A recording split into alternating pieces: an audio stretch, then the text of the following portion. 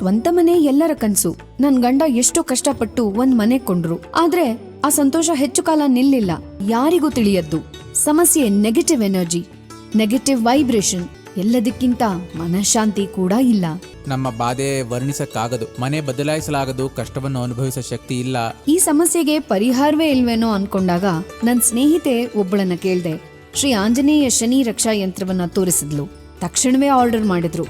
ಹೌದು, ಮತ್ತೆ ಲಕ್ಷ ಲಕ್ಷ ಖರ್ಚು ಮಾಡಿ ಕಟ್ಟಿದ ಮನೆ ಬಿಟ್ಟು ಮತ್ತೆ ಮನೆ ಕಟ್ಟೋದಕ್ಕಿಂತ ಇದು ಸುಲಭ ಅಲ್ವಾ?